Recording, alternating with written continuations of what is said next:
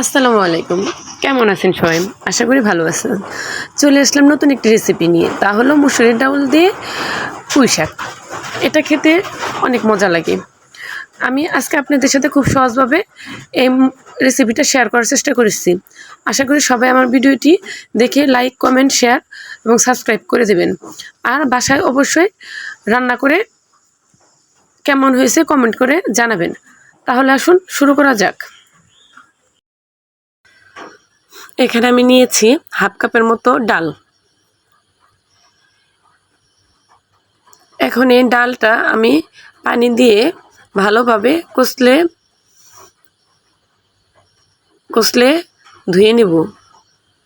এটা কিন্তু অবশ্যই খুব ভালোভাবে ধুয়ে নেবেন, কারণ মুসুরির ডাল ধোয়া যদি কম হয় তাহলে কিন্তু গন্ধ করে। এখানে আমি 2 থেকে 3 বার পানি পাল্টে ডাউলটাকে ধুয়ে নিব।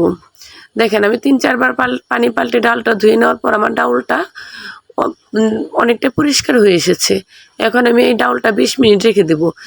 20 মিনিট ভিজিয়ে রাখলে ডাউলটা রান্না করার সময় সিদ্ধ হবে তাড়াতাড়ি।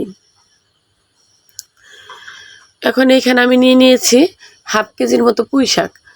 এই পুঁই শাকের আমি বড় বড় পাতাগুলো কেটে নিয়েছি এবং ছোট পাতাগুলো আমি আমান রেখেছি। আর এই পুঁই শাকটা আমি খুব ভালোভাবে ধুয়ে পরিষ্কার করে তারপরে কেটে নিয়েছি। এই পর্যায়ে তারপর আমি চুলায় দিয়ে দেব একটি প্যান। এই প্যানের মধ্যে আমি দিয়ে দেব পরিমাণ মতো তেল। এখন তেলটা কিছুক্ষণ গরম করে নিব। এটা গরম হয়ে আসার পর এখানে আমি দিয়ে দিব আগে থেকে কেটে রাখা 2টা পেঁয়াজ এবং কয়েকটা কাঁচামরিচ। এখন এই কাঁচামরিচ এবং পেঁয়াজটা আমি তেলের মধ্যে নেড়েচেড়ে ভেজে নেব।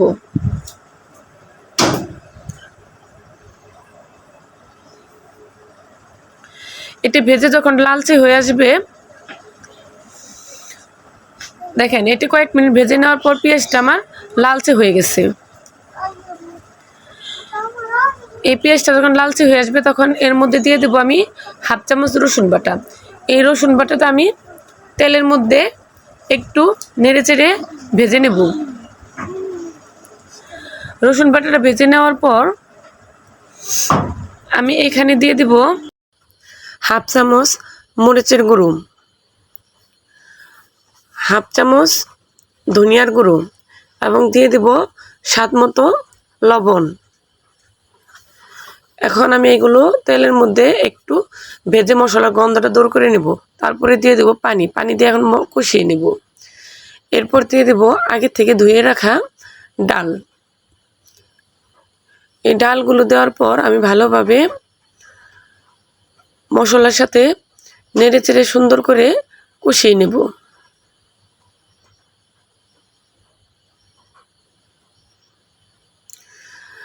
কিছুক্ষণ কষিয়ে নেওয়ার পর আমি এখানে ঢাকনা দিয়ে ডাউলটা ঢেকে দেব।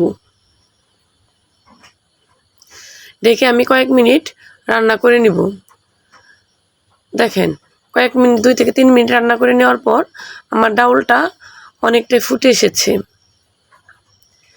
এখন আমি হালকা একটু নেড়ে চেড়ে নিব।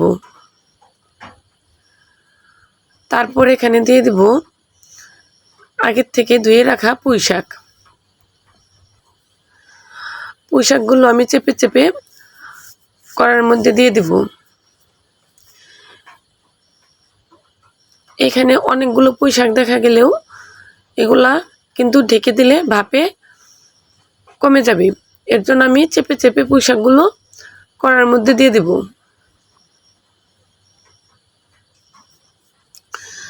সুন্দর করে কড়াইয়ের মধ্যে চেপে দিয়ে দেওয়ার পর এটা আমি ঢাকনা দিয়ে ঢেকে দেব। এখন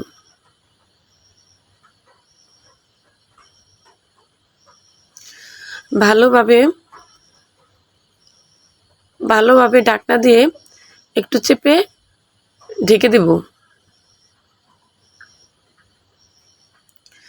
এটি এইভাবে ঢেকে আমি কয়েক মিনিট রান্না করে নেব। আমি এইখানে ঢেকে 4 থেকে 5 মিনিট রান্না করে নিয়েছি। এখন দেখেন আমার পুঁই শাক এবং ডাউলটা এরকম হয়েছে। এখন আমি এই পুঁই শাকটাকে ডাউলের সাথে ভালোভাবে নেড়েচেড়ে মিক্সড করে দেব। এটা খুব ভালোভাবে মিক্সড করতে হবে, কারণ আমি যখন ঢেকে দিয়েছিলাম তখন কিন্তু আমি কোনোভাবে নাড়াচাড়া করিনি। এর জন্য এখন আমি সুন্দরভাবে নেড়েচেড়ে মিক্সড করে দেব। পুঁই শাক এবং ডাউলটা মিক্সড হয়ে আসলে এখানে আমি দিয়ে দেব 1 কাপের মতো পানি।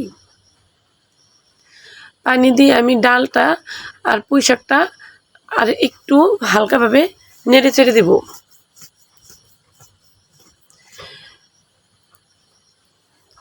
এই পর্যায়ে আমি দিয়ে দেব হলুদের গুঁড়ো, কারণ আমি মশলার মধ্যে হলুদের গুঁড়োটা স্কিপ করেছিলাম, কারণ ডাউলের মধ্যে হলুদ দিলে ডাউলটা ফুটতে দেরি হয়। এর জন্য এখন আমি ডাউলটা দিয়ে দেব, কারণ এখন আমি হলুদটা দিয়ে দেব, কারণ আমার ডাউলটা এখন সম্পূর্ণ ফুটে গেছে প্রায়। এখন হলুদ গুঁড়োটা দিয়ে দেওয়ার পর আমি আবার নেড়েচেড়ে ডাউল এবং পুঁই শাকের সাথে একত্র করে নেব। এরপর আমি আবার ঢাকনা দিয়ে ঢেকে দেব।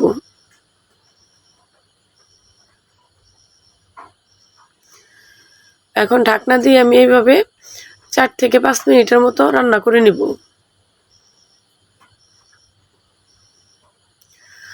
5 মিনিট পরে দেখেন আমার ডাউলটা একদম পুরোপুরিভাবে সিদ্ধ হয়ে গেছে এবং পুঁই শাকটা অনেক সুন্দর সিদ্ধ হয়েছে, কালারটা চেঞ্জ হয় না। দেখেন পুঁই শাকের কালারটা কিন্তু সবুজই আছে। এখন এই পর্যায়ে আমি দিয়ে দেব জিরা গুঁড়ো। এখানে আমি 1/2 চামচের মতো জিরার গুঁড়ো দিয়ে নিলাম। তারপর আমি এই ডাউল আর পুঁই শাকের সাথে নেড়েচেড়ে ভালোভাবে মিক্সড করে নেব।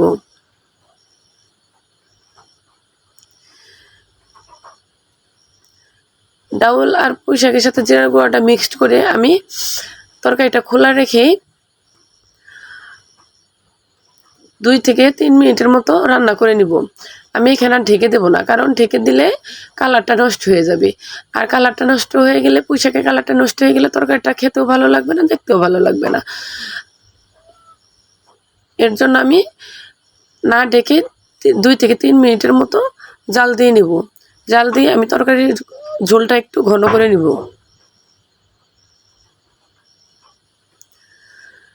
এখানে আমি 2 থেকে 3 মিনিট রান্না করার ফলে দেখেন আমার ঝোলটা অনেকটা গাঢ় হয়ে এসেছে। এখন আমি তরকারিটা নামিয়ে পরিবেশন করে নিব।